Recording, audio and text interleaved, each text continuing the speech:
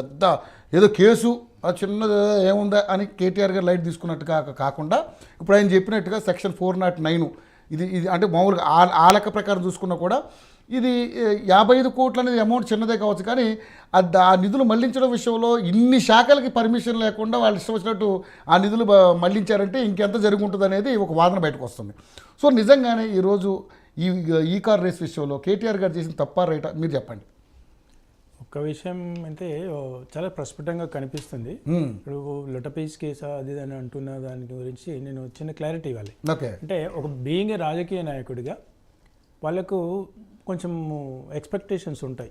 అంటే వాళ్ళకి కనిపిస్తుంటుంది న్యాయం అన్యాయము జైలు కోర్టులు వాళ్ళ కళ్ళకి కనిపిస్తుంటాయి. కానీ నీకేం కనిపిస్తుంది బాబు ఎదురుగా అంటే నాకు ప్రజలే కనిపిస్తున్నారు, నేను వాళ్ళ కోసమే నా శ్వాస నా ఉచ్ఛ్వాస నిశ్వాసలు అని అంటారు. కానీ వాళ్ళకి ప్రతి ఒక్కరికి ఏం మాట్లాడుతుందో వాళ్ళకి తెలుస్తుంది. కానీ ఒక కార్యకర్తల యొక్క మనోభావాల్ని దెబ్బతీయకుండా వాళ్ళు మనోస్థైర్యాన్ని కోల్పోకుండా ఉండడం కోసం వాళ్ళు నాయకులు ఎవరైనా మాట్లాడతారు. గతంలో రేవంత్ రెడ్డి గారు కావచ్చు, లేకపోతే పక్కకు ఉన్నటువంటి కరుణానిధి కావచ్చు, జయలలిత కావచ్చు, లేకపోతే కరుణానిధి కూతురు కావచ్చు, లేకపోతే లల్లూ ప్రసాద్ యాదవ్ కావచ్చు, ఇలాంటి వాళ్ళు అందరూ మాట్లాడిన వాళ్ళే. అంటే చివరి వరకు అంటే రిజల్ట్ అనేది లాస్ట్కి వస్తుంది కదా. ఇప్పుడు మీరు ఉదాహరణకు ఎలక్షన్ రిజల్ట్ వస్తుంది అనుకోండి, అప్పటిదాకా ఏం చెప్తారు, మేమే గెలుస్తామని అంటారు. ఓకే, ఇంకా ఒక రౌండ్ 2 రౌండ్లు 3 రౌండ్లు అయినా మాది 5వ రౌండ్లో గెలుస్తుంది, లేదండి 5వ రౌండ్లో ఒక పార్టీకి వస్తుంటే 6వ రౌండ్లో లేదండి ఇది ఈ డివిజన్ ఉంది అది ఇవన్నీ సహజం. అంటే ఓడిపోయేంత వరకు అంటే క్లారిటీ రిజల్ట్ వచ్చేంత వరకు వాళ్ళు అంగీకరించారు. ఇది సహజం, అది రాజకీయ నాయకుల నేపథ్యం, అది ఉండాలి కూడా. ఎందుకంటే లక్షల మంది వాళ్ళ ఆడియన్స్ ఉంటారు, లేకపోతే కార్యకర్తలు ఉంటారు, అందులో సహజం అన్నట్టు. అదేవిధంగా వీళ్ళు కేటీఆర్ గారు కూడా ఉన్నారు. సో మొత్తానికి ఈ కార్ రేస్ అనేది ఒక చిత్తశుద్ధితో చేసినటువంటి ఇన్విటేషన్ అది వాస్తవానికి. ఎందుకంటే మోటివ్ మంచిదే, మోటివ్ దాని యొక్క ఆబ్జెక్టివ్ మంచిది. అంటే ఎలక్ట్రిక్ వెహికల్ వాహనాలను ఇక్కడికి తెప్పించాలి, దాని యొక్క అవేర్నెస్ క్రియేట్ చేయాలి అనేటువంటి ఉద్దేశంతో తీసుకొచ్చినటువంటిది. అనుకోకుండా ఆ సంస్థలు ఏవైతే వాళ్ళు అర్ధాంతరంగా మళ్ళీ విడ్రా అయ్యిండ్రో అప్పుడు వచ్చినటువంటి సమస్యల వల్లనే ఇదంతా ఒకటికొకటి. అయితే ఒకటి ఏంటి అంటే అధికారం ఉన్నప్పుడు అధికారులు కూడా వింటుంటారండి, అది సహజం. వీళ్ళు కూడా అజమాయిషీతనం ఉంటుంది. ప్రధానంగా ఈ భారతదేశంలో రాజకీయ అధికారులు వేరు సార్, కానీ ఐఏఎస్ ఆఫీసర్లు వినడం అనేది అదే ఐఎమ్ కమింగ్ టు దట్. అంటే ఈ ప్రజాస్వామ్యంలో ఒక అధికారి ఒక ఐఏఎస్ ఆఫీసర్ సిన్సియర్ పనిచేస్తే ఇలా వాళ్ళకు కూడా భార్య పిల్లలు సుఖము సంతోషం అన్నీ అవసరమే కదా, వాళ్ళు కూడా హ్యూమన్ బీయింగే కదా.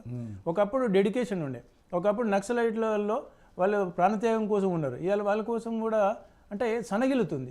అదేవిధంగా ఇవాళ ఐఏఎస్ ఆఫీసర్లు గతంలో తీసుకున్నప్పుడు ఉన్నటువంటి డెడికేషన్ వాళ్ళకి ఇచ్చినటువంటి గౌరవం కూడా డిఫరెంట్ ఉంది.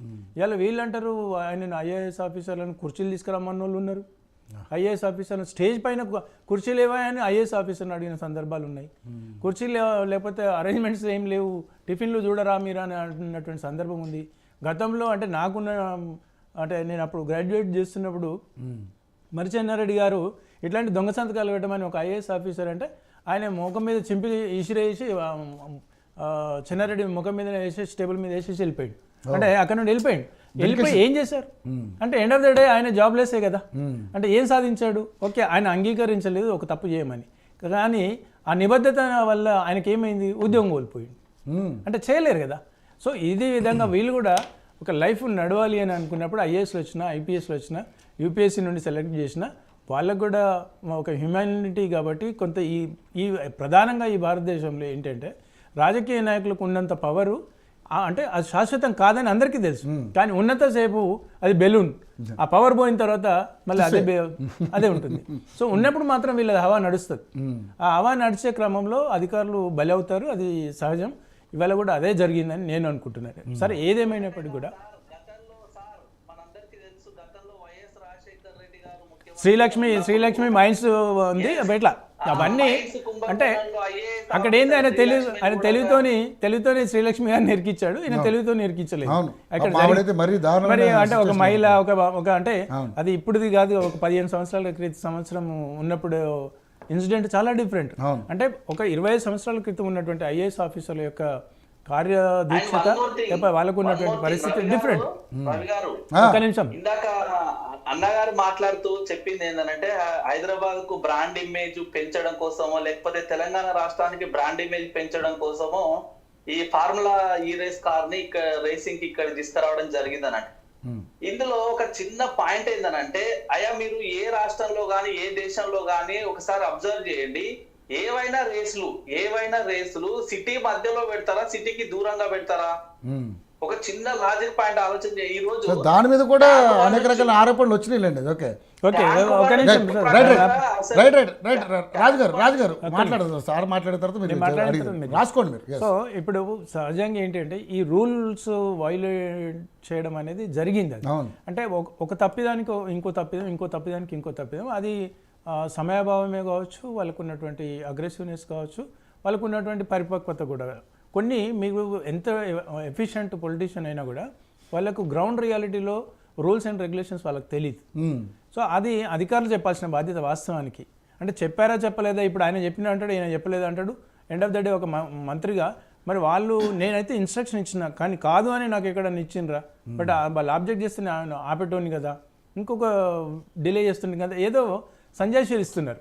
కానీ వాస్తవానికి ఇవాళ మీరు ఒక లెటర్ డ్రాఫ్టింగ్ చేయాలన్నా, ఒక సెక్షన్స్ రాయాలన్నా, ఇవాళ ముఖ్యమంత్రి రేవంత్ రెడ్డి గారిని చెప్పమనండి ఏ సెక్షన్కి ఏ ఆర్టికల్ వర్తిస్తుంది, ఏ జ్యుడిషియరీలో ఏ సెక్షన్ ఐపీసీ వస్తుందో ముఖ్యమంత్రి గారు తెలుసా వాస్తవానికి. అంటే ఇవన్నీ అది అధికారులే చూడాలి వాస్తవానికి. కాకపోతే దాన్ని అధికారులను కూడా ఎంత ప్రెజర్ చేశారు అనేది end of the day signatures on the paper మాత్రం అధికారులదే కదా ఫాలో చేసింది. ఇప్పుడు ఈయన వర్బల్గానే చెప్పిండు. అంటే ఈయన కాన్ఫిడెన్స్ ఏంటంటే నేను ఎక్కడ ఇన్స్ట్రక్షన్స్ ఇచ్చినా కూడా నేను వర్బల్గానే చెప్పిన కదా. నేనైతే ఇవాళ కోర్టు రేపు ఏం చూస్తుంది, రేపు మీరు ఏం చూసినా కూడా మీరు ఆ సిగ్నేచర్ మీద ఎవరు ఫార్వర్డ్ చేశారు, ఎవరు సైన్ చేశారు, అధికారులు బలి అవుతారు. అందుకే అంటున్నాను, గతంలో రాజశేఖర రెడ్డి టైంలో కానీ, గతంలో ఇంకా ముఖ్యమంత్రులు కానీ, పక్క రాష్ట్రాల్లో ఉన్నటువంటి వ్యక్తులు కూడా వాళ్ళు కూడా గతంలో అధికారులు బలైనటువంటి సందర్భాలు ఉన్నాయి, ఇప్పుడు కూడా బలి అవుతారు. అంటే ఇప్పుడు ఏమంటున్నారు, బిఎల్ఎన్ రెడ్డి గారు కానివ్వండి, అరవింద్ ఉన్నారు, అంటే ఆయన చెప్పాడు మేము చేసినామని అంటున్నారు, కానీ మేము చేయలేదని అనట్లే కదా. వాళ్ళు కేటీఆర్ గారు ఆదేశాల మేరకు మేము చేసాం, ఆదేశాల మీదకి without sections, without any guide lines లో నువ్వు చెయ్యి అని ఈయన ఎక్కడన్నా ఇచ్చాడా? చేయలే కదా. అంటే ఒకవేళ రేపు పొద్దున నేను చెప్తే మాత్రం మీరు చేసేస్తారా అన్న కూడా అంటారు కదా. అందుకే రాజకీయ నాయకులకి ఏంటంటే వాళ్ళకు అరిటాకు లాంటిది, వాళ్ళు పాపం అధికారులు ముళ్ళు దాని మీద ముళ్ళు పడినా ఆ నష్టపోయేది అధికారులే. కాబట్టి ఆ కాన్ఫిడెన్స్ తో కేటీఆర్ గారు ఉన్నారు. వాస్తవానికి కూడా అదే జరుగుతుంది. రేపు రేవంత్ రెడ్డి గారు ఉన్నారు అనుకోండి, ఇన్స్టెంట్ గా ఇట్లాంటి గైడ్ లైన్స్ ఇట్లాంటి ఆయన ఆధీనంలో కూడా జరుగుతాయి. వేరే రాష్ట్ర ముఖ్యమంత్రులు కూడా అటువంటి గైడ్ లైన్స్ ఇస్తారు ఇప్పుడు కొన్ని సందర్భాలు. అందుకే ఎలక్షన్ కమిషన్ ఆఫ్ ఇండియా ఉన్నటువంటి ఈ కోడ్ ఆఫ్ కండక్ట్ ఏది ఉంటుంది కదా, కోడ్ ఆఫ్ కండక్ట్ అనేది చాలా స్ట్రిక్ట్. అది ఐఏఎస్ ఆఫీసర్ నిన్నటి వరకు ఆ ఆఫీసర్ వచ్చి చేతుల్ని పట్టుకొని నిలబడ్డ ఆ వ్యక్తి కూడా ఆ సీనియర్ ఆఫీసర్ చెప్తే junior officer unless until without return communication వాళ్ళు ఎవ్వరు కూడా ఎటువంటి సిగ్నేచర్ పెట్టరు, ఎటువంటి ఫైల్ ఫార్వర్డ్ చేయరు. ఎందుకంటే ఎలక్షన్ కమిషన్ ఆఫ్ ఇండియా వాళ్ళు ఆ ఎలక్షన్ కోడ్ టైంలో చాలా సివియర్ యాక్షన్స్ ఉంటాయి, సస్పెండ్ చేసేస్తారు, లైఫ్ కెరియరే ఆగమైపోతుంది.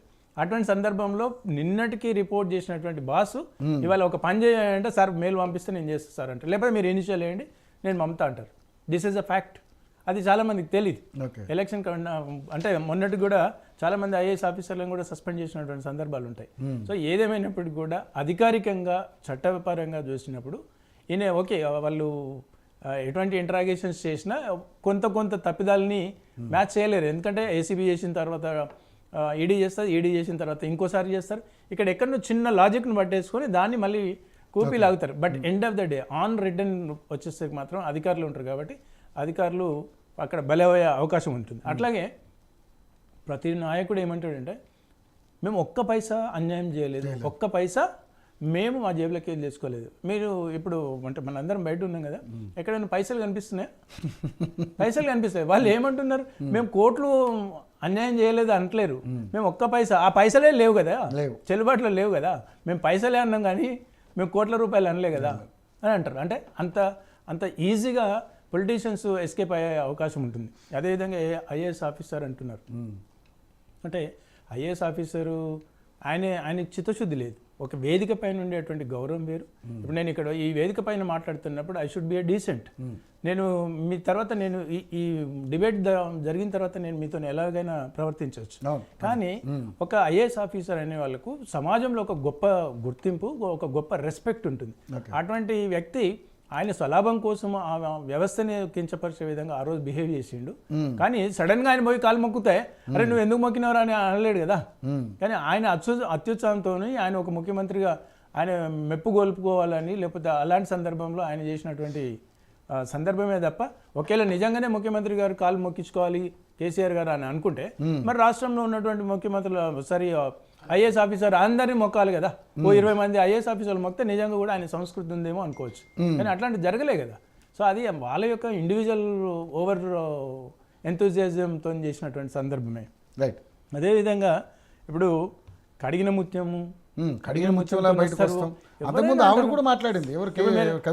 మీరు పోయి రేవంత్ రెడ్డి గారు మైక్ పెట్టండి, ఏమైతే సార్ మీరు ఓటు కేసు అంటే నేను కడిగిన ముత్యమే అంటారు. ఇప్పుడు లేకపోతే సతీష్ మాది గారిని అడగండి, మా రేవంత్ రెడ్డి గారు కడిగిన ముత్యమే అంటాడు, వాళ్ళు కూడా గట్టినే అంటారు. సో కడిగిన ముత్యం అవుతుందా బురదతో వచ్చిన ముత్యమా ఎప్పుడు తెలుస్తుంది? రిజల్ట్ రోజు తెలుస్తుంది. అప్పటి వరకు తెలుస్తుంది. ఎవరైనా కడిగిన ముత్యమే అంటారు, ఎవరైనా కడిగిన ముత్యమే అంటారు. నోటుకొచ్చే పదమే కదా. అందుకే అంటున్నారు ఈ రాజకీయ నాయకులు యూజ్ చేసేటువంటి ఒక కామన్ పదజాలాన్ని వాడతారు. అప్పటికి వచ్చింది అనుకోండి, అప్పుడు ఏమంటారు తెలుసా, మేము కోర్టులను గౌరవిస్తాం, మాకు నమ్మకం ఉంది. అది ఏం అప్పుడు ఆయన అదే అన్నాడు కేటీఆర్ గారు. ఏసీబీ ఈడీ ఒకే రకమైన ప్రశ్నలు అడిగాయని కేటీఆర్ చెప్పారు. ఈడీ విచారణ తర్వాత మాట్లాడుతూ ఎన్నిసార్లు పిలిచినా వస్తా, ఎన్ని ప్రశ్నలు అడిగినా సమాధానం చెబుతా, విచారణకు సహకరిస్తా, రాజ్యాంగాన్ని కోర్టులను గౌరవించే వ్యక్తిగా నా నిజాయితీని నిరూపించుకుంటా అని వారితో చెప్పారు. ఇవాళ ఒక్కటి సంతోషపడాలి మనందరం కూడా. ఇప్పుడు అన్నారు సార్ మనం మొన్నటిదాకా ఎందుకు ఇప్పటికి కూడా భారతదేశంలో కొంతవరకు నేను సంతోషించేది ఏంటి అంటే ఈ న్యాయ వ్యవస్థ ముందు ఎవడైనా రిజల్ట్ ఎట్లా ఉంటుందో తర్వాత విషయం, కానీ అంటే చేర్పులు మార్పులు విట్నెస్లను ఎక్కడ మారుస్తారు అనేది కొంత ఉన్నా కూడా end of the day at least న్యాయ వ్యవస్థ ముందు చేతులు కట్టుకొని మాట్లాడాల్సిన ఆవశ్యకత ఇప్పటి వరకు అయితే ఈ భారతదేశంలో అది బతికుంది కాబట్టి నిజంగా గర్వపడుతున్నాను. కానీ ఈ రాజకీయ నాయకులు ఇట్లాంటి వాళ్ళు అంటే గతంలో అయిపోయినటువంటి సందర్భాల్లో వాళ్ళు ఎటువంటి అమెండ్మెంట్ చేస్తారో తెలియదు భవిష్యత్తులో. కానీ ఒక్క నిమిషం బ్రదర్, నేను చెప్తా ఈ మాట్లాడిన తర్వాత నేను చెప్తా. ఆయన ఏమన్నాడు తెలుసా, ఈ విచారణ నిమిత్తం 5 నుంచి 10 కోట్లు ఖర్చు పెట్టారు, ఈ ఖర్చు రుణమాఫీ కోసమో లేకపోతే పెన్షన్ కోసమో ఖర్చు పెడితే బాగుండేదని చెప్పేసి మాట్లాడారు. ఇవన్నీ సహజం. ఇప్పుడు సోదరుడు అంటుండు సతీష్ మాదిగ గారు ఏమంటున్నాడు, ఐఏఎస్ ఆఫీసర్ను అలా చులకన చూసిండు అంటారు. గౌరవ ప్రధానమంత్రి మన్మోహన్ సింగ్ గారు ఒక వేదిక పైన అఫీషియల్ మీటింగ్కి వస్తే అక్కడ ఏఐసిసి అధ్యక్షురాలు సోనియా గాంధీ గారికి ఆయన ప్రధానమంత్రిగా కూర్చోకుండా ఆయన ఉన్నటువంటి గన్మెన్, ఆమెకున్నటువంటి పిఏలు సార్ మీరు ఇక్కడ కూర్చోండి అని ఆమె సెంటర్ ఆఫ్ సీట్లో సోనియా గాంధీని కూర్చొని సందర్భాలు ఉన్నాయి. ఇవన్నీ వీళ్ళ యొక్క అజమాయిషితనం, రాజకీయ నాయకులు పార్టీలకు అతీతంగా ఇవన్నీ జరుగుతూనే ఉంటాయి. ఇవన్నీ